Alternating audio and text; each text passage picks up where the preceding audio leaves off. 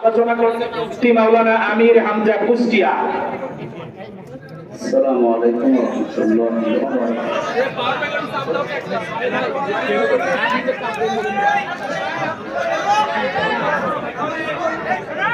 আলহামদুলিল্লাহির রহিমির রহমান الذي خلقنا للعبادة والجان وخصنا بالتكريم بين الحيوان ونشهد أن لا إله إلا الله وحده لا شريك له شهادة موصلة إلى الجنان ونشهد أن محمدا عبده ورسوله المبعوث فينا بالهدى ودين الحق ليظهره على الأديان صلى الله عليه وعلى آله وأصحابه الكرام ما دام الشمس والقمر بجريان والنجم والشجر يسجدان فقد قال الله تعالى في كلامه المجيد وبرهانه التوحيد أعوذ بالله من الشيطان الرجيم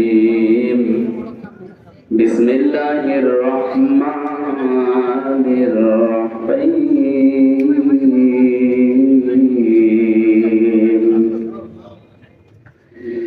فسبح بحمد ربك وكن من الساجدين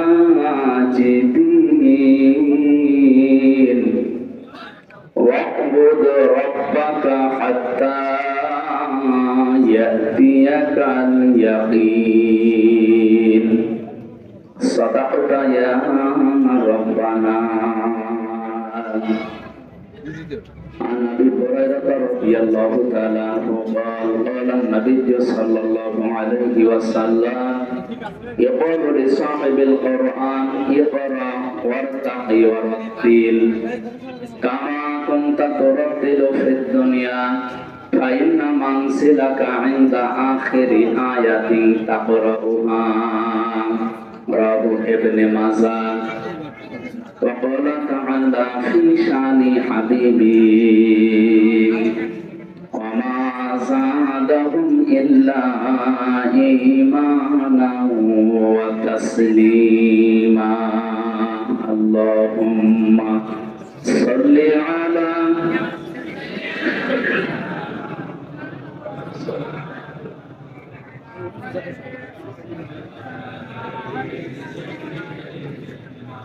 بلغ العلا بكماله كشف الدجى بجماله حسنت جميع خصاله صلوا عليه.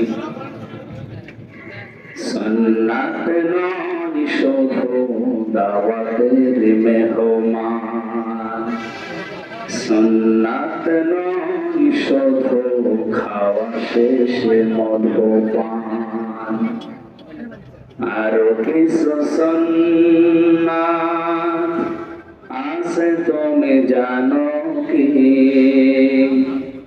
জানলেও জীবনে কখনো তা মানো কি?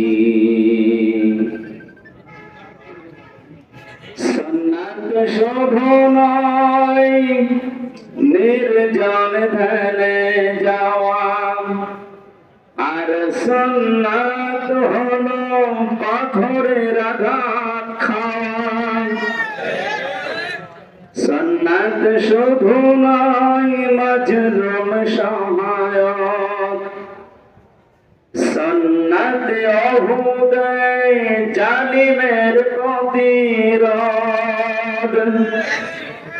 মহাব্বতে তার সুদিনের সাথী তুমি, দুর্দিনেও তার পাশে থাকো কি? আরো কিছু সুন্নাত আছে তুমি জানো কি, জানলেও জীবনে কখনো তা মানো কি। সুন্নাত কোরআনের সমাজ বিনির্মাণে বৈরী সকল পথ মাড়িয়ে চলা। সুন্নাত দাওয়াতে দিনের পাশাপাশি ইসলাম রক্ষায় হাতে তলোয়ার তোলা। সুন্নাত শুধু নয় নমনীয় আলাপন, সুন্নাত প্রয়োজনে হংকার গর্জন। সুন্নাত শুধু নয় মেষ চরাতে যাওয়া, আর সুন্নাত হলো রাষ্ট্রনায়ক হওয়া। মহাব্বতে তার খালিদ ওমর আলী, হামজার মতো তার পাশে থাকো কি। আরো কিছু সুন্নাত আছে তুমি জানো কি, জানলেও জীবনে কখনো তা মানো কি। আলহামদুলিল্লাহ। বাংলাদেশের ঐতিহ্যবাহী জেলা বগুড়া সদর থানার অন্তর্গত এড়লিয়া চাপপাড়া মাদ্রাসায় নূরে মদিনার উদ্যোগে হাফেজে কোরআন ছাত্রদের পাগড়ি প্রদান অনুষ্ঠানের সম্মানিত সভাপতি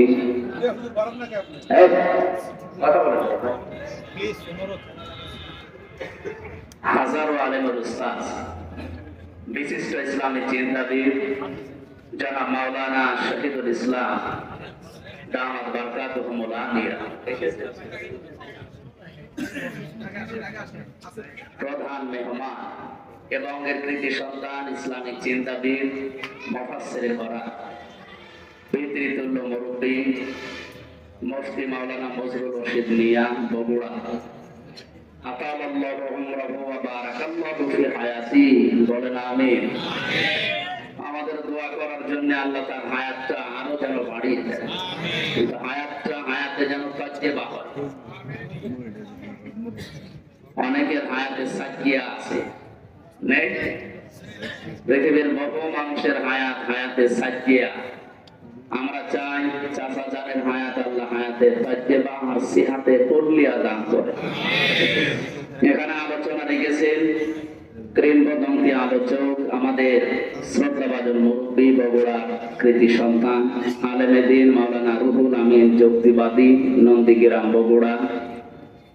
আলোচনা রেখেছেন ডক্টর মাওলানা আব্দুল বারী রশিদি, মাওলানা আব্দুল সালাম যুক্তিবাদী, অধ্যাপক মাওলানা আবুল কালাম আজাদ পাবনা, মাওলানা সাইদ ইকবাল হাবিবি নওগাঁ।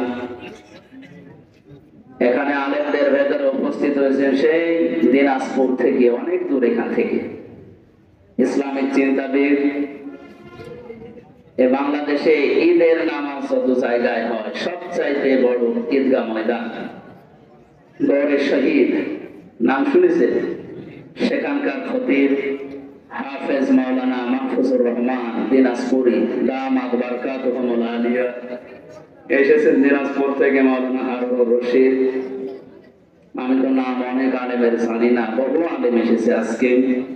যার আহ্বানে এসেছি আপনাদের এই পাশের জেলা গাইবান্ধার সন্তান আপনাদের এলাকাতে আছেন। এ মাদ্রাসার সম্মানিত প্রতিষ্ঠাতা মাওলানা গোলাম রব্বানী যুক্তিবাদী। এখানে প্রধান অতিথি হিসাবে উপস্থিত হয়েছেন জনাব আতিকুর রহমান আতিক, জনাব মাকসুদুল আলম, জনাব জাহিদুল ইসলাম জাহিদ, বরেণ্য অতিথি আব্দুর রাজ্জাক পরামানিক, আরিফুল ইসলাম আরিফ সহ মঞ্চে বসা সম্মানিত ব্যক্তিবর্গ। আমার সাথে সেই চুয়াডাঙ্গা থেকে, আমার তো কুষ্টিয়াতে বাড়ি, আমারে পার করে যাওয়া লাগে, চুয়াডাঙ্গার কৃতি সন্তান আলেমে দ্বীন মাওলানা আবু যার গেফারি এসেছেন, মাওলানা হোসাইন আহমেদ মাহফুজ এসেছে। আল্লাহ রাব্বুল আলামিন আলেমদের হায়াতে তাইয়্যিবা সিহাতে কুল্লিয়া যেন দান করে। সামনে বসা মুসলমান ভাইরা, পর্দার আড়ালের সম্মানিতা মা এবং বোনেরা, বৃষ্টি মুখর এই দিনে সারাদিন মনে হয় শুনলাম বৃষ্টি হচ্ছে। আমার সে ফজরের আজানের পর থেকে 4-5টা অনুষ্ঠান ছিল, ওগুলো বিকাল 3টা পর্যন্ত ছিলাম। ওই পর্যন্ত কল দিয়েছিলাম যে কি অবস্থা, বলছে বৃষ্টি হচ্ছে। এরপরও বলছে আসেন, হয়তো বিকেলে মাগরিবের পরে ঠিক হয়ে যাবে। যতটুকু পরিবেশ আছে এই কাদা ভেজা জায়গায় আপনারা মাগরিবের পর থেকে বসে আছেন, তো আমরা খুব অল্প সময় কিছু কথা বলবো ইনশাআল্লাহ।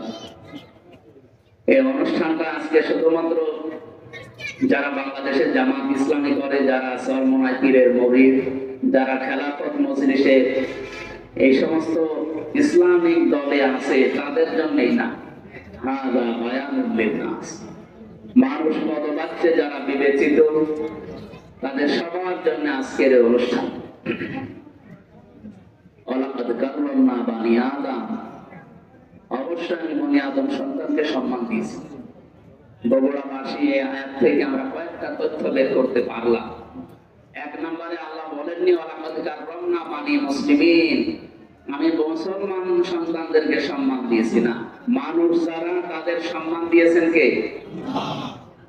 দুঃখজনক হলো সত্য, তাম পৃথিবীতে আজ মানুষের সম্মান নিয়ে সবচেয়ে বেশি সিনেমিনি খেলা হচ্ছে। বিশেষ করে মানুষ নামে কিছু অমানুষ আছে, তার ভেতরে নেতানিয়াহু আছে, মোদি আছে, ট্রাম্প আছে। এই কথা বলেন না, এগুলোকে মানুষ বলা যায় নাকি অমানুষেরা? পৃথিবীর নিকৃষ্ট মানুষের তালিকা আপনি দেখবেন ইন্টারনেটে, এদের যাদের নাম বললাম এদের নাম আছে। আরেকজনের নাম আছে, এটা বলা ঠিক না, এজন্য বললাম। এই যে মানুষগুলো, আমার মনে হয় আমেরিকা এই জাতে মাতাল হলো, ওরা যেহেতু তালে ঠিক আছে, এই কারণে ট্রাম্প নামে, ডোনাল্ড ট্রাম্প নামে এই লোকটাকে থামানো লাগবে। আপনারা প্রকাশ্যে মানবতা বিরোধী অপরাধ যারা করে, যেহেতু সারা দুনিয়ার মানুষকে সবক দিয়ে বেড়ান মানবতার, গণতন্ত্রের, যারা ফিলিস্তিনের অবস্থা কি করেছে তামাম দুনিয়া দেখেছে। সুতরাং আমেরিকার আমার মনে হয় এই মুহূর্তে উচিত এই পৃথিবীর নিকৃষ্ট জাতি এই ইহুদিদের পক্ষ না নিয়ে, তারা যেহেতু খ্রিস্টান, তাদের নবী হযরত মুসা আলাইহিসসালামকে, ঈসা আলাইহিসসালামকে এই ইহুদিরা তারা হত্যার দাবি করেছিল যে তাকে আমরা মেরে ফেলেছি। এমনকি তার মা হযরত মরিয়ম আলাইহিসসালাম, তার চরিত্রের উপরে অপবাদ পর্যন্ত দিয়েছিল এই ইহুদিরা। আপনারা নিজেদের জাতিকে, জাতির যারা কর্ণধার তাদেরকে যারা কলঙ্কিত করে তাদের পক্ষ অবলম্বন করবেন, এটা আপনার বিবেকে মেনে নেয়? এজন্য বিবেক যদি কারো কাজে না লাগে, ও কিন্তু আর মানুষ থাকে না। উলাইকা কাল আনআম, আল্লাহ তাআলা বলেন ওগুলো জানোয়ার, বালহুম আদাল, তার চাইতে খারাপ। এই কি কথা বলে?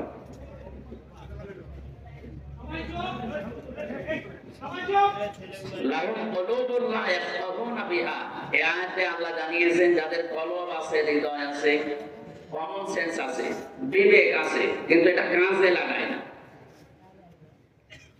এই মানুষগুলোর কথা বলতে বলতে আরো কয়েকটা ইন্দ্রিয় শক্তির কথা এখানে আছে। ওয়ালাহুম আ'য়ুনুন লা ইউবসিরুনা বিহা ওয়ালাহুম আযানুন লা ইয়াসমাউনা বিহা।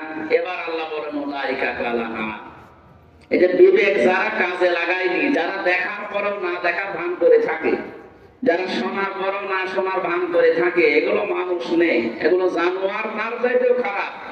উলাইকা হুমুল গাফিলুন, এরা গাফিল। এরা কি? এদেরকে যতই কিছু বলে এই মানুষগুলো সচেতন হবে না। এই জন্য হেদায়েত পাওয়ার জন্য কিছু রাস্তা আল্লাহ দুনিয়াতে দিয়েছে। যখন ও রাস্তা মানুষ ওভারটেক করে ফেলে, সীমা লঙ্ঘন করে ফেলে, সীমা অতিক্রম করে, তখন তার কপালে আর হেদায়েত থাকে না। এটা সূরা ইউনূসের ভেতরে আছে। ফেরাউনকে আল্লাহ রাব্বুল আলামিন শেষে আর হেদায়েত দেননি।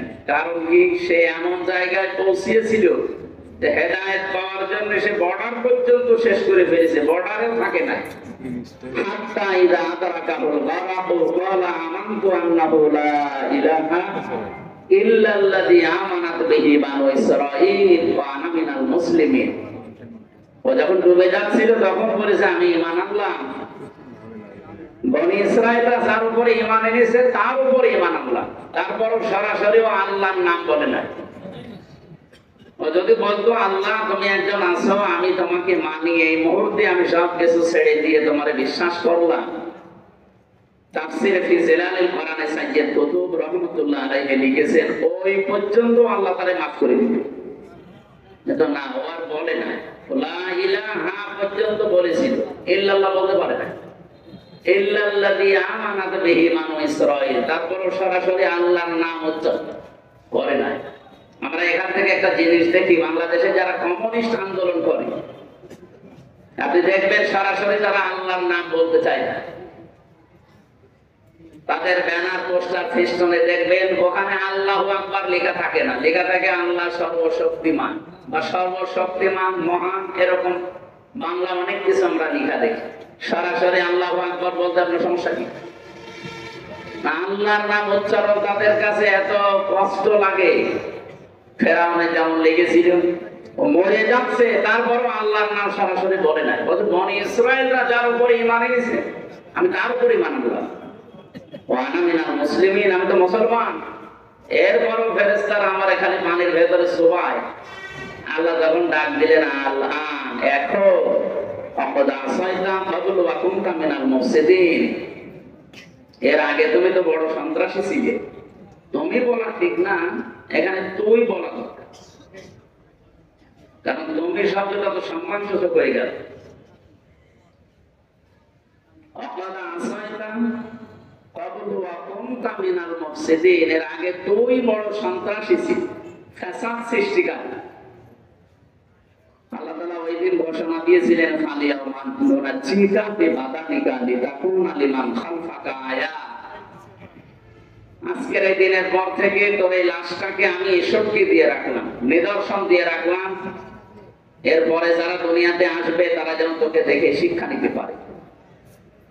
সম্মানিত ভাইরা, এখন পর্যন্ত মোকাম মিশরে জাদুঘরে তার লাশটা সংরক্ষিত করা আছে।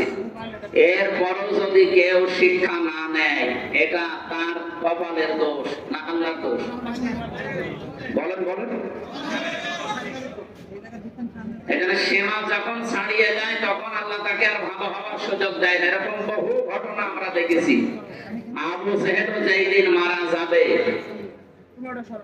পরে তো পিটিয়ে হাতটা বাড়ি দেয়, একেবারে ঠান্ডা ফ্রিজ মার্কা করে রেখে দিয়েছিল, খেজুরের ডাল দিয়ে পিটিয়েছিল দুই ভাই, হযরত মাস মুআফিজ রাদিয়াল্লাহু তাআলা আনহুমা।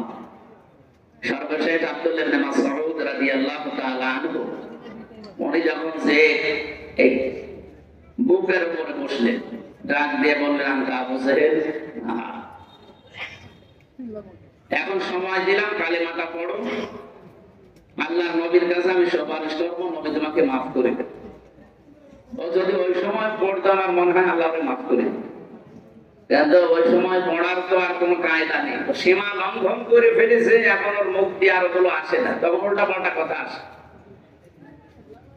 তখনও বলেছিল আব্দুল্লাহর বেটা মুহাম্মদ তোদেরকে জাদু করলে এখন আমার পর্যন্ত আসতে পারে না। উনি বলছে ঠিক আছে সুযোগ একবার দিলাম, একবার দুইবার তিনবার সুযোগ দেওয়ার পরও যখন সর্বশেষ সেই মুহূর্তে যদি মুহাম্মদকে আমার সামনে পেতাম, নবীজির ব্যাপারে যখন খারাপ মন্তব্য করেছে তখন ওরে আর ছাড়ে না, গলার ভেতরে ছুরি যখন চালাবে। আবু জেহেল ওই দিন বলেছিল মাসউদ গলাটা যখন কাটতেছো একটু বড় করে কাটবা, মানুষ যেন দেখে বোঝে যে নেতার মাথা। মরে যাচ্ছে, শয়তানের তেজ কমছে না, কারণ সীমা লঙ্ঘন করে ফেলেছিল। এই পৃথিবীতে কিয়ামত পর্যন্ত মানবতার সাথে ইসলামের সাথে যারা সীমা লঙ্ঘন করবে ও মানুষগুলো শেষ জীবনে ভালো হওয়ার ইচ্ছা করলেও আর হবে না, কারণ সীমা শেষ। দেখেন 15.5 বছরে যারা জুলুম অত্যাচার নির্যাতন সবচেয়ে বেশি করেছে, যাদের ইশারায় হয়েছে, এই মানুষগুলো এখন ভালো হওয়ার চেষ্টা করলেও হতে পারছে না। 2-5 দিন পরে এমন এমন কথা তাদের মুখ দিয়ে বের হয়, মনে হচ্ছে রে এখনো পিটিয়ে সোজা করা দরকার। এত সুযোগ দেওয়ার পরেও যদি মানুষ সংশোধন না হয়, তো আর আবু জাহেলের ভেতরে কোনো পার্থক্য আছে বলেন? আমরা সীমা লঙ্ঘনকারী যেন না হই। সীমার ভেতরে না থাকলে সর্বশেষ আপনি আর হেদায়েত পাবেন না। এই জন্য আজকে কোরআনের অনুষ্ঠানে যারা আমরা এসেছি, এটা যেহেতু শুধুমাত্র মুসলমানদের জন্য না, বিশেষ করে ইসলামী দলের যে নাম বললাম, মনে করছি এরা মুসলমান না। নাস যখন পড়েছি, মানুষ পদবাচ্য আমরা যারা বিবেচিত, সবার জন্য কোরআন আর মানব সন্তানকে আল্লাহ নিজে যেহেতু সম্মান দিলে, সেই মানুষের সম্মান নিয়ে পৃথিবীতে যেমন সিনেমিনি খেলা হচ্ছে, বাংলাদেশে এই 54 বছরে খেলা হয়েছে। কথা বলেন না কেন? আগামীতে বাংলাদেশে এই মানব সন্তানদের, কালকে আমার হিন্দু, বৌদ্ধ, খ্রিস্টান, ইহুদি প্রায় 5টা জাতির লোক ছিল কুষ্টিয়ায়। তাদের সাথে বিভিন্ন ভিন্ন ধর্মী, ভিন্ন ধর্ম অবলম্বী যারা, তাদের সাথে আলোচনা ছিল আমাদের কুষ্টিয়া জেলা জামাতের পক্ষ থেকে। ওনারা এখনো ভয় আছে। হিন্দু কুষ্টিয়া ঐক্য জোটের যিনি সভাপতি বলছিলেন যে আমরা ইসলামের পক্ষে আছি, কিন্তু আমাদের ভয় হয় এই 54 বছরে যারা যা কথা দিয়েছে কেউ কথা রাখে নাই। কার যেন একটা কবিতার শেষ লাইন আছে না, কেউ কথা, তো ওনারা বলছে আপনারা কথা রাখবে। আমাদের আমির, জেলা আমির অধ্যাপক আবুল হাশেম, উনি বললেন আপনারা একটা বার শুধু একটু আস্থা রেখে দেখেন, 54 বছর তো দেখলেন, এবার শুধু ইসলামের হাতে দিয়ে দেখেন, আপনাদের এই বিশ্বাসের মর্যাদা আমরা রাখবো ইনশাআল্লাহ। আমির জামাত ডাক্তার শফিকুর রহমানকে যেভাবে আপনারা দেখেন, ওনাকে যেহেতু আমরা ফলো করে চলি, আমাদেরকেও আপনারা ওইভাবে, কি কথা বলবেন না কেন? আমির জামাতের যে হাসপাতাল আছে, যে প্রতিষ্ঠান আছে, 2200 মানুষ কাজ করে, তার ভেতরে 350 হচ্ছে অন্য ধর্মের, হিন্দু, খ্রিস্টান, বৌদ্ধ। আমরা চাই এদেশে আমরা যারা জন্ম নিয়েছি সংখ্যালঘু সংখ্যাগুরু বলে আমরা কিছু নেই, সবাই আমরা এদেশের বৈধ নাগরিক এবং সম্মানিত মানুষ আমরা এদেশের। কথা বলেন না কেন? সুতরাং আল্লাহর এই সৃষ্টির ভেতরে সবচেয়ে বেশি সম্মান আল্লাহ যাদের দিলেন, এই সম্মানিত মানুষদের সম্মান নিয়ে আগামীতে কেউ যেন আর সিনেমিনি খেলতে না পারে, সেই ব্যবস্থা এখনই করার সময়। এই ব্যবস্থা করার সময় কিন্তু সামনে আসতেছে। এবার যদি ভুল করেন, 54 বছর না, 108 বছর পার হয়ে যাবে, সুযোগ আর পাবেন না। আশা করি আমি কি বলতে চাই আপনারা বুঝেছেন। আল্লাহ আমাদের সম্মান যাদেরকে দিয়েছেন, এই সম্মান ধরে রাখার এবং সম্মান দেওয়ার তৌফিক যেন দান করেন, বলেন আমিন। যারা এসেছে আজকের অনুষ্ঠানে, আমরা গুরুত্বপূর্ণ কোরআনে কারিমের 2টা আয়াত পড়েছি। এই 2টা আয়াতকে সামনে নিয়ে কিছু কথা বলার চেষ্টা করব ইনশাআল্লাহ। দরুদ আর সালাম করছে আমাদের নবী মুহাম্মদুর রাসূলুল্লাহ সাল্লাল্লাহু আলাইহি ওয়াসাল্লামের প্রতি। আল্লাহ রাব্বুল আলামিন পৃথিবীতে যত মানুষকে দুনিয়ায় পাঠিয়েছিলেন, এই পৃথিবীতে কোন মানুষের ব্যাপারে এরকম গ্যারান্টি আমি শুনি। প্রায় 13টা বিষয় আমি পেয়েছি কোরআন শরীফে তার বিষয়ে। তার ভেতরে 1 নম্বরে, দুনিয়ার কোন মানুষকে অনুসরণ করলে আপনার জীবনের পাপ মাফ হয়ে যাবে, আমি পাই। কিন্তু মুহাম্মদ রাসূলুল্লাহকে অনুসরণ করে যদি জীবন চালায়, আল্লাহ তাকে মাফ করে শুধু দেবে না, আল্লাহ গ্যারান্টি দিয়েছেন, কুল ইন কুনতুম তুহিব্বুনাল্লাহা ফাত্তাবিউনি ইউহিব্বুকুমুল্লাহ ওয়া ইয়াগফির লাকুম যুনুবাকুম। হে নবী, আপনি বলুন, তোমরা যদি আল্লাহকে ভালোবাসি এই দাবি করো, ফাত্তাবিউনি, আমি রাসূলের অনুসরণ করো। এ পর্যন্ত যদি কেউ মানতে পারে, আল্লাহ বলেন ইউহিব্বুকুমুল্লাহ, আমি আল্লাহ নিজেই তাকে ভালোবাসবো। ভালোবেসেছি এ কথা এখানে নেই। ইউহিব্বু মুজারে, বর্তমান, ভবিষ্যৎ, প্রেজেন্ট, ফিউচার। কেউ যদি রাসূলকে অনুসরণ করে, আমার আল্লাহ তাকে ভালোবাসা আরম্ভ করবে। আল্লাহ যদি কাউকে ভালোবাসে ওয়ায়াগফির লাকুম যুনুবাকুম, ইয়াগফির এটাও মুসারে। জানবন না যে আল্লাহ যুনুব দিয়েছেন বহু বছর, ওর জীবনের একটা অপরাধ আল্লাহ রাখবে না, সবগুলো মাফ করে দেবে। একটা আমার মনে হয় এখানে আমরা অনেকে জন্মের পর থেকে শুনতেছি, কিন্তু কয়েকটা তথ্য এখানে পাবেন যেটা এখনই আমাদের শুনলে মানতে মনে চাইবে। এদিকে তাকান। আল্লাহ তাআলা বলেন, কুল ইন কুনতুম তুহিব্বুনাল্লাহা ফাত্তাবিউনি। নবী আপনি বলেন, যদি তারা দাবি করে যে আল্লাহ তোমাকে ভালোবাসি, এ দাবি আমাদের আছে না? দল আমাদের আলাদা থাকতে পারে, যে আল্লাহকে আমরা ভালোবাসি, এ দাবি আমাদের সকলের আছে, এমনকি অন্য ধর্মের লোকদেরও আছে। কালকে যে হিন্দু দাদা কথা বলছিলেন, মানে প্রথমেই শুরু করলেন যে আমাদের আল্লাহ। প্রথমটা কথা শোনার পরে মনে করলাম একটা হিন্দু মানুষ আল্লাহর নাম বলে। ওদের ভেতরে এটা আছে, কিন্তু পারিবারিক কারণে, সামাজিক কারণে, ধর্মীয় কারণে ওরা মানতে পারে না। কিন্তু যে মানুষ গেলে করে ছাপিয়ে চলে যায়, তারা ঠিক মেনে নেয়। সবার ভেতরে এই আশা আছে, আমার ভগবান বলেন, গড বলেন, আল্লাহ বলেন, যাই বলেন না কেন আমরা তাকে ভালোবাসি, তাকে রাজি করতে চাই। আল্লাহ পাক বলেন, দাবি যাদের আছে নবী আপনি তাদেরকে বলেন ফাত্তাবিউনি, তারা যেন আপনার অনুসরণ করে। এবার আমার প্রশ্ন হচ্ছে, আপনি রাসূলকে অনুসরণ করবেন? এই বাংলাদেশে বহু মানুষ বলে যে আমরা নবীওয়ালা কাজ করি। কথা ভালো করে বুঝবেন, উল্টা দিকে নিয়ে যান না।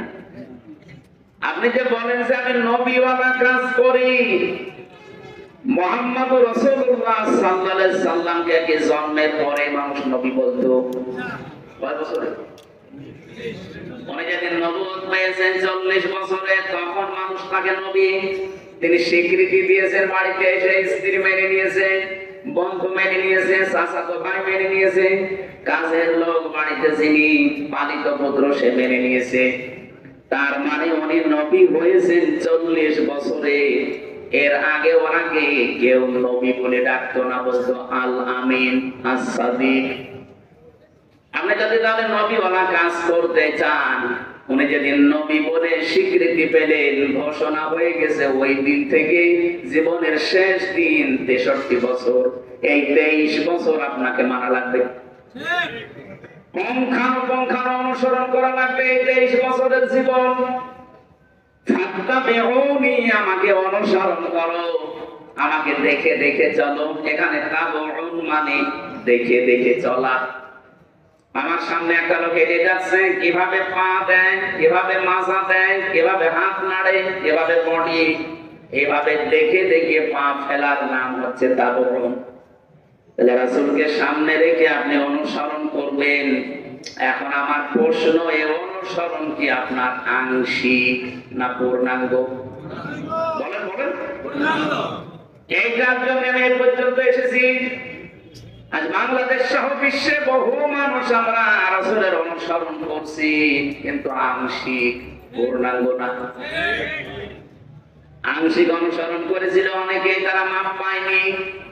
কিন্তু পূর্ণাঙ্গ অনুসরণ যারা করেছে তারা মাপও পেয়েছে, জান্নাতের সুসংবাদও পেয়েছে। নবীজির পড়া জীবনী আপনি পড়বেন, সাহাবায়ে কেরামের জীবনী পড়েন, বহু কাফেরের জীবনী আমি পড়ে দেখেছি। বহু মানুষ রাসূলকে ভালোবাসতো আংশিক, কিন্তু রাসূলকে অনুসরণ করার ক্ষেত্রে তারা পূর্ণাঙ্গ রূপ দিতে পারে না। এই জন্য আল্লাহ তাদেরকে মাফ করে না, জান্নাতেও দেয় নাই। আব্দুল্লাহ বিন উবাইর নাম আমরা জানি অনেকে। এই লোকটা রাসূলের এত অনুসরণ করেছে, তার পুরা জীবন আমি পড়ে মাত্র 2টা ভুল পেয়েছি। 1 নম্বরে উহুদের ময়দান থেকে 300 মানুষ নিয়ে ভেগে গিয়েছিল। 2 নম্বরে ও রাজনৈতিক জীবনে বিশ্ব নবীকে মানত না, ওর আদর্শ ছিল আবু জেহেল। রাসূলের পেছনে নামাজ পড়েছে, রাসূলের মতো জামা গায়ে দিয়েছে, রাসূলের মতো দাড়ি রেখেছে। আর এমন কোন কিছু আমি পাইনি জীবনে যে অনুসরণ রাসূলের মতো হয়নি। সব রাসূলের মতো শুধু রাজনৈতিক জীবনে বিশ্ব নবীকে নেতা মানে নাই, ওর নেতা ছিল, আদর্শ ছিল আবু জেহেল। এতটুকু কারণে যদি আল্লাহ তার জন্য আয়াত নাযিল করে জাহান্নামের ঘোষণা দিয়ে দেয়, আজ এই বাংলাদেশে যে মানুষগুলো অনুসরণ করছে রাসূলকে আংশিক পূর্ণাঙ্গ না, বলেন তো আপনাকে আল্লাহ কি এখনো ভালোবাসা আরম্ভ করেছে? না। ফাত্তাবিউনি, এ পর্যন্ত আপনাকে অনুসরণ করা লাগবে, আংশিক না পূর্ণাঙ্গ। আপনার নাম রাখা থেকে শুরু করে একেবারে মৃত্যু পর্যন্ত। এজন্য আয়াতে আল্লাহ জানালেন ওয়া'বুদ রাব্বাকা হাত্তা ইয়াতিয়াকাল ইয়াকিন। সূরা হিজরের 99 নম্বর আয়াতে আল্লাহ বলেন, হে নবী, আপনার রবের ইবাদত করবেন ওই দিন পর্যন্ত যতদিন আপনার কাছে ইয়াকিন না আসে। ইয়াকিন মানে মৃত্যু। ইয়াকিন মানে কি? যতক্ষণ পর্যন্ত আপনার কাছে মরণ না আসে আপনি ততক্ষণ ইবাদত করবেন। যেহেতু রাসূলের অনুসরণ করা লাগবে আংশিক না পূর্ণাঙ্গ, তাহলে আল্লাহ আপনাকে ভালোবাসা আরম্ভ করবে। আরম্ভ করে নাই, তাহলে এখন আমাদের উচিত হচ্ছে আমাদের অনুসরণ করা লাগবে মাথা থেকে পা পর্যন্ত, রান্নাঘর থেকে আন্তর্জাতিক জীবন পর্যন্ত। কি আংশিক আংশিক না পূর্ণাঙ্গ? এই পূর্ণাঙ্গটা বলতে গেলে কিছু মানুষের মন পাওয়া যায় না। আমরা তো পূর্ণাঙ্গ অনুসরণের কথা বলি। আপনি যখনই পূর্ণাঙ্গ অনুসরণ আরম্ভ করে দেবেন তখন আল্লাহ আপনাকে ভালোবাসা শুরু করবে।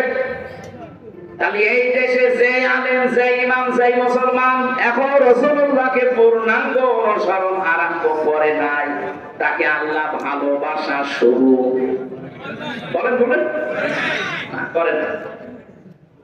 আপনি পূর্ণাঙ্গ অনুসরণ আরম্ভ করার নিয়ত করেন, এখন থেকেই যদি আপনি কাজে লেগে পড়েন যে আমি এখন থেকে বিশ্ব নবীকে 40 থেকে 63, তিনি যেহেতু নবী ছিলেন এই সময়টা, আমি পূর্ণাঙ্গতাকে অনুসরণ করার সিদ্ধান্ত নিয়ে মাঠে নেমে পড়লাম।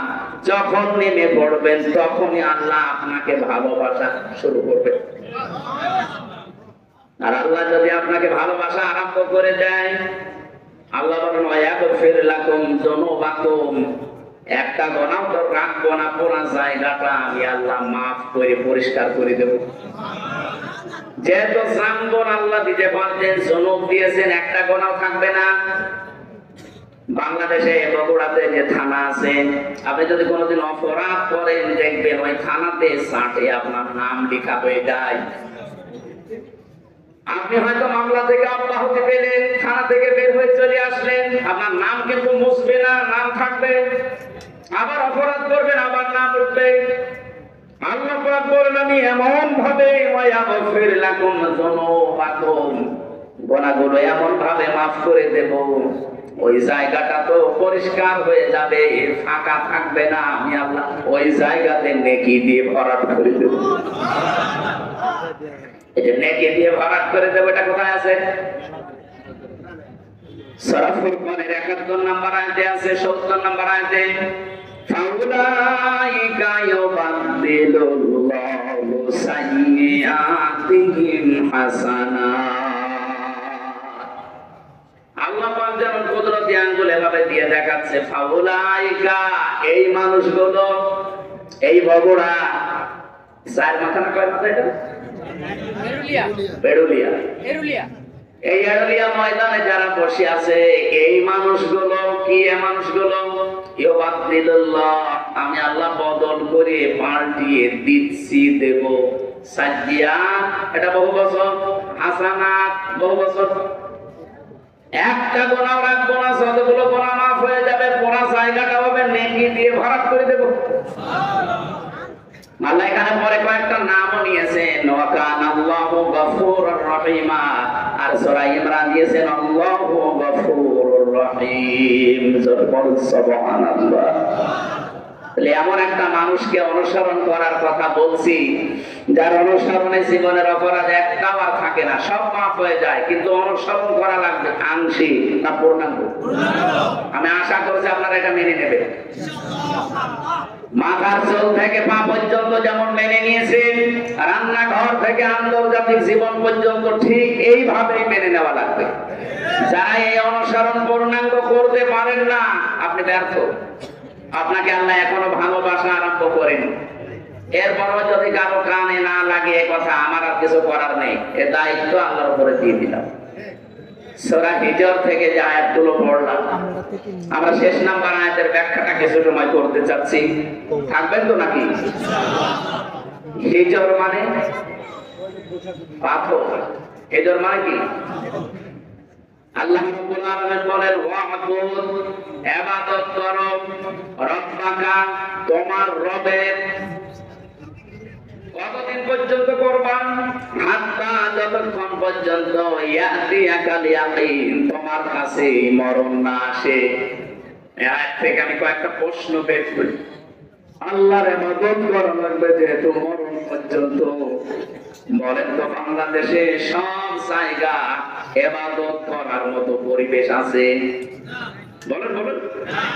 হ্যাঁ, ব্যক্তিগত জীবনে আপনি হয়তো কিছু মানতে পারেন, পারিবারিক জীবনে কিছু মানতে পারেন, সামাজিক জীবনে, রাজনৈতিক জীবনে, অর্থনৈতিক জীবনে, ধর্মীয় জীবনে গিয়ে, আন্তর্জাতিক জীবনে, রাষ্ট্রীয় জীবনে আমার মনে হয় ইসলামকে পূর্ণাঙ্গ মানা সম্ভব। এটা সম্ভব হবে তখন এই ইবাদত ওইগুলো পারিবারিক জীবনে যেমন ইবাদত আছে, ব্যক্তিগত জীবনে যেমন ইবাদত আছে, আর রাজনৈতিক জীবনে, অর্থনৈতিক জীবনেও ইবাদত নেই। এখানে বহু মানুষ আমরা আছি শুধু ব্যক্তিগত আর পারিবারিক জীবনের ইবাদতটা করি। আমার যে রাজনৈতিক জীবনে ইবাদত আছে আমরা অনেকে জানি না, অর্থনৈতিক জীবনে যে ইবাদত আছে আমরা জানি না। আল্লাহ যে বললেন মরণ যতদিন না সে ইবাদত করো, আমরা তো ইবাদত করতেই চাই কিন্তু সে পরিবেশ নেই। আপনি ইচ্ছা করলেও হালালকে হালাল জেনে মানতে পারবেন না, হারামকে হারাম জানার পরও আপনি ছেড়ে দিতে পারবেন না।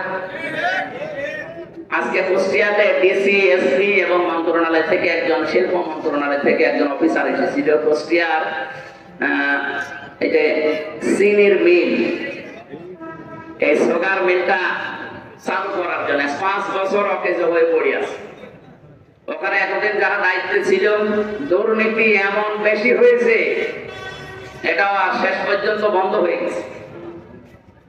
1965 সালে মিলটা তৈরি হওয়ার পর থেকে 25 সাল পর্যন্ত, 5 বছর নয় বন্ধ, 20 সাল পর্যন্ত একবার শুধু লাভ হয়েছিল, যেবার মাওলানা মতিয়ার রহমান নিজামী রহমতুল্লাহ আলাইহি শিল্প মন্ত্রী ছিলেন ওই সময়। তাছাড়া আজ পর্যন্ত লাভ হয়নি।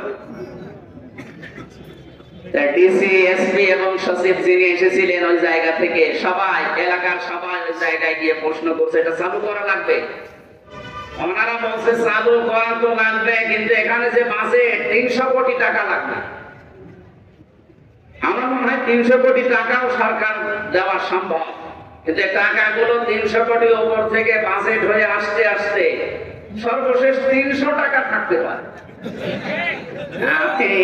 কয়েকদিন আগে রাজনৈতিক একজন লিডার, অনেক বড় মতে, উনি আমারে বলছিল, হামজা ভাই আমরা সারা জীবন রাজনীতি করেছি, এই দেশে যে বাজেট হয় সড়কের জন্য, এই বাজেট গুলো আমরা হিসাব করে পেয়েছি 100 টাকা যদি বাজেট হয়ে আসে, এই সলিমদ্দি পর্যন্ত আসতে আসতে আর 3 টাকা থাকে। এই রাস্তাটা যদি 100 টাকা দিয়ে বাজেট করে করেন তাহলে 100 বছর যাওয়ার কথা। ওটা যদি 97 টাকা খেয়ে ফেলে আর 3 টাকা দিয়ে করে, ওটা কয় মাস যাবে? বলেন বলেন, কোথায় 3 টাকা, কোথায় 97 টাকা? শেষ পর্যন্ত দেখা যায় 3 মাস পরে রাস্তা হয়ে যায় ডেলিভারি রোড। যে সমস্ত মায়েদের পেটে সন্তান আছে এদেরকে যদি আপনি এখান থেকে বগুড়া পর্যন্ত নিয়ে যেতে চান, দেখবেন রাস্তায় বাচ্চা হয়ে গেছে। না, অনেকে আবার বলেন না টাকা পয়সা তো খরচ হলো না, ভালোই হয়েছে।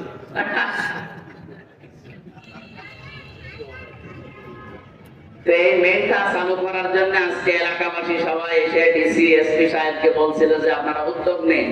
তো উদ্যোগ নিয়ে করবে কি? কারণ এই টাকাগুলো তো আসা লাগবে জায়গা পর্যন্ত। এই জায়গা পর্যন্ত আসার আগে যদি 8-10 হাতে এগুলো বিলোপন হতে হতে শেষ পর্যন্ত 300 কোটি টাকা। সেই জায়গা থেকে যদি 3 কোটিও না বাঁচে তো মিল কি আমাদের আগ পর্যন্ত আর দাঁড়াবে? এই জন্য আমাদের উচিত হচ্ছে, আমি যেটা এখান থেকে বোঝাতে চাই আপনাদেরকে, ইবাদত করার মতো পরিবেশ এখানে নেই। ডিসি সাহেব প্রায় 7-8টা পয়েন্ট বলছিল যে আমি চালু করতে পারছি না, এটা শুধু আমার হাতে না, এখানে আরো অনেক ডালপালা আছে যারা হালালকে হালাল পন্থা এনে কাজে লাগাবেন পারছেন না, কারণ রাষ্ট্রে ইবাদত করার মতো সেই পরিস্থিতি নেই। এটা আমাদের উচিত, আমরা এমন একটা দেশ গড়তে চাই যেখানে আমরা নির্বিঘ্নে ইবাদত করতে পারি। কি কথা বলেন না কেন? আমাদেরকে যিনি বানিয়েছেন ইবাদত হবে তার, আমরা এমন ইবাদত করব যেন ইবাদতে বাধা না আসে। এদেশে ইবাদতে বাধা আসে না? বলেন আসে না? এমনকি অনেকে আমরা বাস্তবতায় বাধ্য হই নিজের কর্মজীবনকে কলুষিত করার জন্য। এই যে প্রশাসনে যারা আছে, বিশেষ করে আগস্টের 5 তারিখের আগে ওই পুলিশ তো এখন অন্তত ওই মনোভাব নিয়ে এখন আর কাজ করছে না, এখন অনেকেই পরিবর্তন হওয়ার চেষ্টায় আছে। এই জন্য আমাদের দাবি হচ্ছে, ইসলাম যদি এই দেশে ক্ষমতায় যায়, আমরা বহুবার বলেছি এটা আমরা, যেহেতু এই বিভাগটা প্রশাসন যেটা পুলিশ, এটা হযরত ওমর বানিয়েছিলেন। সুবহানাল্লাহ বলতে পারেন না? অথচ এদের নাম শুনলে মানুষ এখন ঘৃণা করে। এদের কিছু কাজ কারবারের কারণে জাতির কাছে আজ এরা কালার হয়ে গেছে। আমরা ইসলাম যদি দেশে আনতে পারি, সর্বপ্রথম কাজ হবে প্রশাসনে যারা দায়িত্বে আছে, যে যে বিভাগে কাজ করেন, আপনারা 8 ঘন্টা ডিউটি করেন। শুধুমাত্র বাংলাদেশ প্রশাসনে 8 ঘন্টা, এদের ডিউটি 24 ঘন্টা। এজন্য আমরা আশ্বাস দিতে পারি, ইসলাম যদি এসে যায় এই দেশে, আপনি 8 ঘন্টা ডিউটির পরে যেই কয় ঘন্টা ডিউটি করবেন ওভার টাইম পাবেন। বাংলাদেশে এমন কোন চাকরি আছে যে 8 ঘন্টা ডিউটি করার পরে আরো 5 ঘন্টা এমনি করা লাগবে? যাই করবেন ওভার টাইম পাবেন। এক কথা বলেন না কেন? প্রশাসনকে যদি ওই নিয়মটা করে দিতাম যে 8 ঘন্টা ডিউটির পরে আরো 4 ঘন্টা যদি করেন, আপনার বেতন যদি 40,000 হয়, আরো 20,000 ওর সাথে বৃদ্ধি হবে, ও তখন ঘুষ খাওয়া বন্ধ করবে। আমি একজন ওসির নাম জানি, ওনার বেতন ওই সময় 42,000 টাকা। আমি বিশ্ববিদ্যালয়ে ছিলাম তখন, ওনাকে পড়াতাম মাঝে মাঝে। বেতন ওনার 42,000, অথচ ওনার স্ত্রী, মেয়ে আর ছেলে 3 জন ঢাকাতে ফ্ল্যাট নিয়ে যেখানে থাকে, ভাড়া হচ্ছে 52,000। বাকি এই 10,000 টাকা কি ফেরেশতারা দিয়ে যায়? অবশ্যই তারা এদিকে দিকে টান মারা লাগে। এখন সরকার যদি ওনাকে 8 ঘন্টা ডিউটির পরে আরো 4-5 ঘন্টা যে ডিউটি করে ওভার টাইম দিত, কি কথা বুঝতেছেন? তাহলে ওনার ওই 42,000-এর জায়গায় আরো যদি 30,000 বাড়তো, টাকাগুলো পাচার না করলে 42,000-এর জায়গায় ওরে 30,000 বোনাস না, ওদের ওভার টাইম দেওয়া না, ওরা 50,000 টাকাও দেওয়া যেত।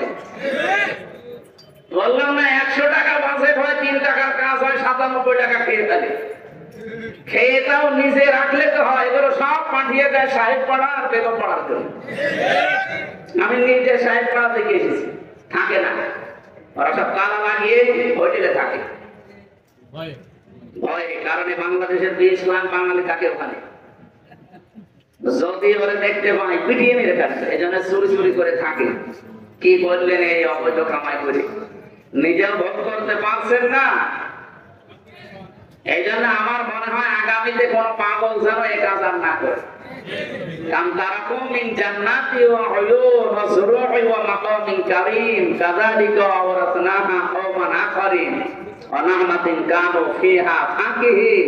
আল্লাহ কি সুন্দর উদাহরণ দিয়েছেন। হে নবী, এরা কত বাগান, কত অট্টালিকা, কত সম্মানজনক বাড়ি ঘর সব ছেড়ে পালিয়েছে, সব পড়ে আছে।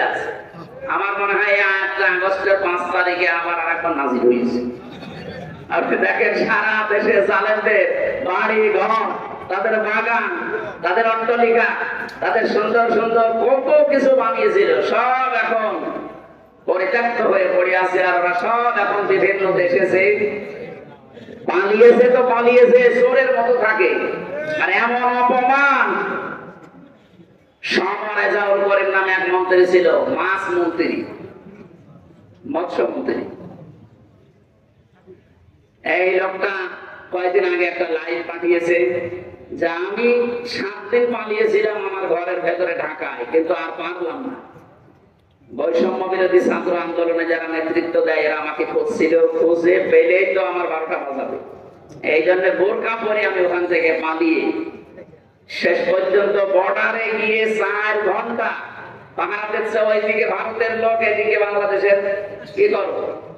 এই কচুরি পানার ভেতরে 4 ঘন্টা আমি ওই জায়গায় ঢুকিয়েছিলাম। এরপরে রাত যত গভীর হয়, 2 দিককার মানুষ যখন আস্তে আস্তে ঘুমিয়ে পড়ে, এই ফাঁকে আমি এই বর্ডার পার।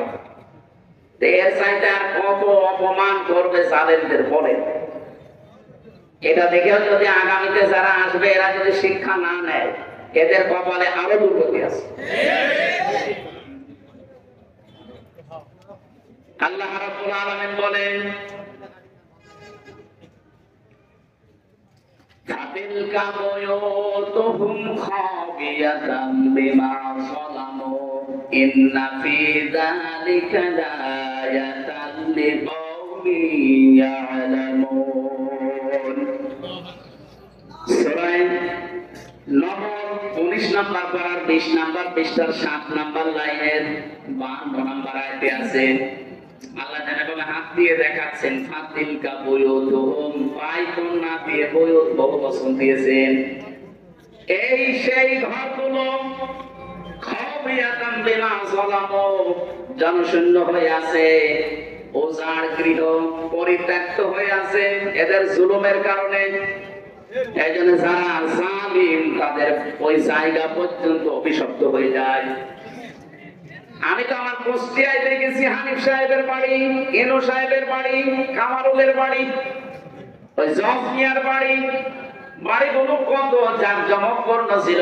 আগস্টের 5 তারিখের আগে কত নিয়ামত দিয়ে ভরা ছিল, কত বাগান, সুন্দর সুন্দর ফুলের গাছ। আগস্টের 5 তারিখের বিকাল 5টা বাজতে বাজতে ওটা শ্মশান বানিয়ে দিয়েছে কে? না,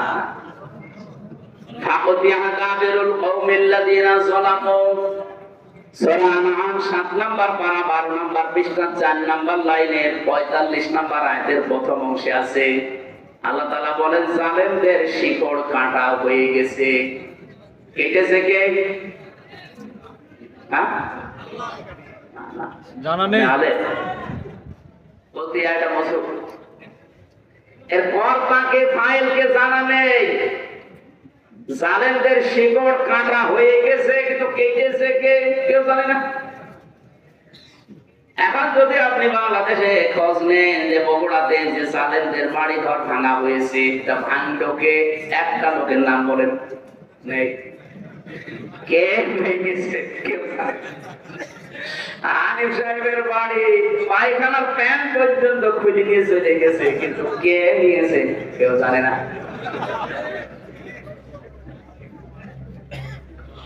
এ পর্যন্ত ছিল। আমি যদি এ পর্যন্ত আয়াত শেষ হয়ে যেত, আমি আয়াতটা পড়তাম না। এর পরেরটা আমাদের জন্য, ইন্না ফি যালিকা লাআয়াতান লিকাওমিন ইয়ালামুন। ইন্না মানে অবশ্যই, ফি মানে মধ্যে। আল্লাহ আয়াতের আগে আবার লামের তাকিদ দিয়েছেন। অবশ্যই এর ভেতরে শিক্ষা আছে যারা জ্ঞানী তাদের জন্য। এই শিক্ষা, জালেমদের যে শিকড় ছিল, আপনি আগস্টের 5 তারিখের দুপুর পর্যন্ত কেউ এ দেশে ভাবে না যে ও পড়িয়ে দিতে পারে। কথা বলুন, কেউ চিন্তাও করে না কোনদিন। আল্লাহ পাক বলেন ওদেরকে শিকড়ের দিকে তাকাও। ইউনিয়নের দারোয়ান থেকে সংসদ পর্যন্ত একেবারে থরে থরে জালেমদের সব স্তরগুলো সাজানো ছিল। একটা দুইটা না, কমপক্ষে এক একটা জায়গায় 3টার উপর স্তর ছিল ওদের। আমি রিমান্ডে প্রায় 7 প্রকার গোয়েন্দা বিভাগের লোক পেয়েছিলাম। ওরা আমাদের জিজ্ঞাসাবাদ করতে আসতো। যত গোয়েন্দা বিভাগ আছে একটার পর একটা আসে আর জিজ্ঞাসাবাদ করে রিমান্ডে। সবগুলো থরে থরে সাজানো ছাত্রলীগ দিয়ে। আমার যে ধরে নিয়ে এসেছে উনিও ওখানকার, মামলার যে আয়ু সে ওখানকার, যে ম্যাজিস্ট্রেট আমার মামলায় রিমান্ড দেবে 10 দিন সে ওখানকার, যারা রিমান্ডে আমাকে কষ্ট দেবে তারাও ওখানকার। এ মামলা যেদিন তোলা হবে, যে পিপি আছে সরকারি পিপি সে ওখানকার, এমনকি যে জজ রায় দেবে সে জজ ওখানকার। আমার কি আছে বলেন তো? আছে? না, আমার শুধু একজন উকিল আছে, এরকম এক মুরব্বী উকিল, ওর কথা শুনলে চলে, না শুনলে চলে। আমি ঘরে ঘরে দেখলাম প্রায় 7 থেকে 8 প্রকার পর্যন্ত জালেমদের স্থলগুলো সব সাজিয়েছে। ওরা শুধু এই মামলার বিষয় না, বাংলাদেশের যত দিক আর বিভাগ ছিল প্রত্যেকটাই ওদের সাজানো। কিন্তু আল্লাহ পাক এমন ভাবে শিকড় কেটেছে, কে কেটেছে কেউ জানে না। এদের এত বড় শিকড় যদি কেটে ফেলা হয়, আগামীতে যারা চেয়ারে বসবেন তারাও যদি এখন যে আন্টি শান্তি শুরু করেছেন, এইটাই যদি আপনার থাকে, আপনিও বিশ্বাস করতে পারেন 5 বছর পরে আপনার বাড়িও শ্মশান হয়ে যাবে। আশা করি কথা বুঝেছেন। এরপরও যদি না বোঝার ভান করে থাকে, আমার ওয়াজে হবে না। একবার শ্বশুর বাড়ি যাওয়ার সময় দেখে যে রাস্তার পাশে একটা গন্ডা কাঁপো দিয়েছে, না আসে না। 3 দিন পরে শ্বশুর বাড়ি থাকার পরে যখন ফিরে আসতেছেন দেখে গন্ডা হাসতেছে। বলছে গন্ডা তোমার 3 দিন আগে কাঁপো দিলাম, তখন তো হাসলে না, এখন হাসতেছে। গন্ডার বলছে বন্ধু 3 দিন সময় লেগেছে, চামড়া ভেদ করে কাঁপো লাগছে। গন্ডার এতটা 3 দিন পরে কাঁপো লাগে, আমাদের 54 বছরও লাগে নাই। এই লোকটা 54 বছর চিল্লিয়ে বেড়াচ্ছে, এই লোকটা 54 বছর চিল্লাচ্ছে, কাঁপো দেখছে কত কায়দায়। হ্যাঁ, কথা বলেন না কেন? কথা বোঝে? আমরা গন্ডারের চাইতেও এই জন্যে গন্ডার মার্কা হলে হবে, শিক্ষা নেওয়া লাগবে এখান থেকে। ইবাদতের পরিবেশ এখনো আসে নাই। শুধু নামাজের ফরজ 13টা 14টা ওয়াজিব মেনে নামাজ পড়লে ফরজ মনে করি। আরে ভাই, নামাজ যেমন ফরজ, পর্দা করা কি? পর্দা করার মতো পরিবেশ বাংলাদেশে 100% জায়গায় আছে। কত জায়গায় পর্দাশীল মেয়ে লোকেরা লাঞ্ছিত, অপমানিত হয়। যদি আমরা পরিবেশ তৈরি করে দিতে পারতাম, কেউ সাহস পেত না বোরকাওয়ালা পর্দাওয়ালা কোনো মেয়েকে অপমান করা। অর্থনীতিতে যে সমস্ত বিষয়গুলো থাকার কথা একটাও পাওয়া যায় না। অর্থনীতি যারা চালাচ্ছে, আপনি দেখেন যারা অর্থনীতি পড়ে, মুশারাকা লাগে, মুদারাবা লাগে, মোরাবাহা লাগে, বায়ে সালাম লাগে, বায়ে ইস্তেসনা লাগে, বায়ে মুআজ্জাল লাগে, ওয়াহেদা লাগে, এরকম 28টা নিয়ম পড়েছি। ইসলামী ব্যাংক বাদ দিয়ে বাংলাদেশে কোন ব্যাংকে এই নিয়ম চলে না। যত ব্যাংক আছে আপনি একটা একটা করে দেখান, সোনালী, রূপালী, তারপরে চৈতালি আছে, ওটাও কাজের পরে হবে। যত ব্যাংকই বলেন, কোন ব্যাংকে আমরা নিয়ম নীতি পাচ্ছি না। ইসলামী ব্যাংক 100% পারছে না, কারণ যাকাত ভিত্তিক অর্থনীতি যতদিন কায়েম না হবে ততদিন পর্যন্ত এদেশে 100% সুদ মুক্ত থাকা সম্ভব না। এই জন্য ইসলাম যারা পালন করতে চায় তাদেরকে আল্লাহ জানিয়েছেন, আল্লাযীনা ইম্মাক্কান্নাহুম ফিল আরদি আকামুস সালাহ ওয়া আতামুজ যাকাত। আমি যদি আমার ইমানদার বান্দাদেরকে চেয়ার দান করি, ক্ষমতা, তাদের প্রথম কাজ হবে তারা নামাজের বিল এনে নামাজ কায়েম করে দেবে জমিনে। বাংলাদেশের সামনে 300 জন এমপি হবে, 151 জন যদি এবার কোরআনের পক্ষের মানুষ সংসদে যেতে পারে, কে কথা বলে না কেন? তারা প্রথম অধিবেশনে বলবে, মাননীয় স্পিকার আমরা নামাজের বিল চাই। আর ওই দিন যদি বলে ঠিক আছে হাত তোলেন, 151 জন যদি হাত তুলে ফেরত পারতে পারে, ওই দিনে নামাজের বিল কায়েম হয়ে যাবে। তখন বজলুর রশিদ মিয়া, রুহুল আমিন, আমির হামজা এদের এরকম নামাজের বাজার করা লাগবে। আপনি নামাজ পড়বেন, আপনার বাপ পর্যন্ত পড়বেন। এই যে 18 কোটি মানুষ নামাজ চালু হয়ে গেল, আপনি হয়তো ভোট দিয়েছিলেন হামসাকে একটা, 18 কোটি মানুষ নামাজ পড়লে যে সওয়াব হয় ওই সওয়াব প্রতিদিন পাবে। আর তারপর যাকাত, যাকাত ভিত্তিক অর্থনীতি তারা কায়েম করবে। এটাও তো ইবাদত, নামাজ যেমন ইবাদত, যাকাত ইবাদত না? এটা কি এই দেশে এখন যাকাত ইবাদত আছে না জরিমানা হয়ে গেছে? যাকাতে মানুষ এখন আর যাকাত বলে না, বলে জরিমানা। যারা আমরা চাচ্ছি ইসলামকে সব জায়গায় পৌঁছিয়ে ইবাদতের ক্ষেত্র বানিয়ে দিতে, আমরা যেন মরণ পর্যন্ত ইবাদত করে আল্লাহর সন্তুষ্টি নিয়ে জান্নাতে যেতে পারি। আর যদি এর বিকল্প কিছু তৈরি করেন, কদ খাসিরাল্লাযীনা কাযযাবু বিলিকাইল্লাহ, সূরা আনআমের 31 নম্বর আয়াতে আল্লাহ জানিয়েছেন অবশ্যই ক্ষতিগ্রস্ত হয়ে গেছে ওই মানুষগুলো, কাযযাবু বিলিকাইল্লাহ, আল্লাহর সাথে সাক্ষাৎ হবে এটা যারা মিথ্যা মনে করে। আর 5-7 মিনিট থাকা যাবে না? একটু কষ্ট করেন, আমি আয়াতটা শেষ করব ইনশাআল্লাহ। রব্বুল আলামিন বলেন হাত্তা ইযা জাআতুহুমুস সাআতু বাগতাতান, হঠাৎ করে যখন তাদের সামনে, এখানে সাআত মানে অর্থ দুইটা, এক নম্বরে কিয়ামত আর একটা মৃত্যু।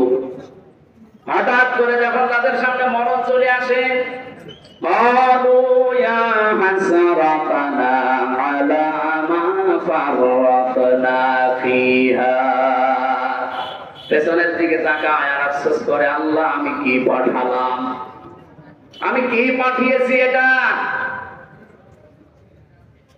আহুম ইয়াহমিলুনা আওযারা আলা যুহুরিহিম, সবচেয়ে ভয়ঙ্কর আয়াতে আওযার এই শব্দটা আমি যতগুলো তাফসীর আয়াতের সাথে মিলিয়েছি, মুফাসসিরিন ইকরাম জানাতে চেয়েছেন ওয়া মানে এবং হুম মানে তারা, ইয়াহমিলুনা, হামালা ইয়াহমিলু মানে বহন করা।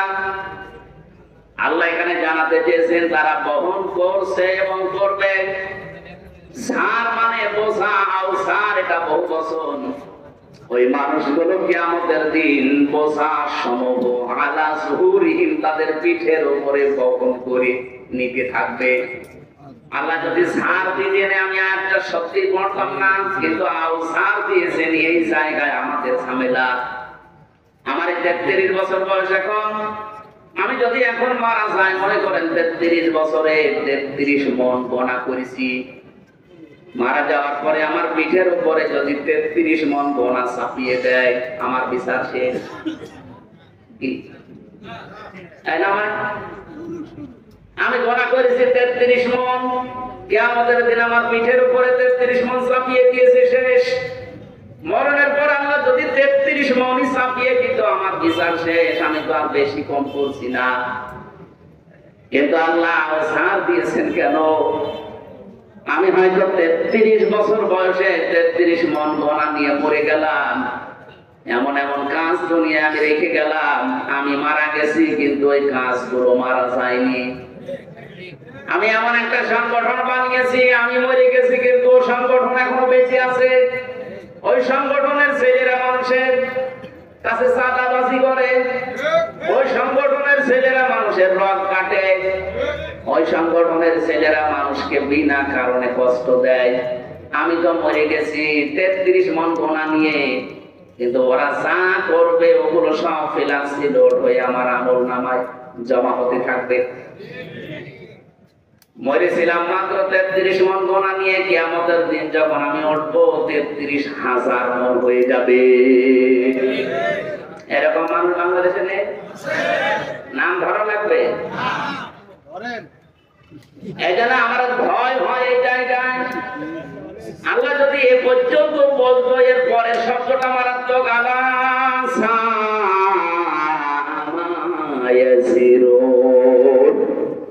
ফেরেশতারা বলবে কত নিকৃষ্ট বোঝা হামজা বজলু রুহুল আমিন এরা বহন করে নিয়ে যাচ্ছে।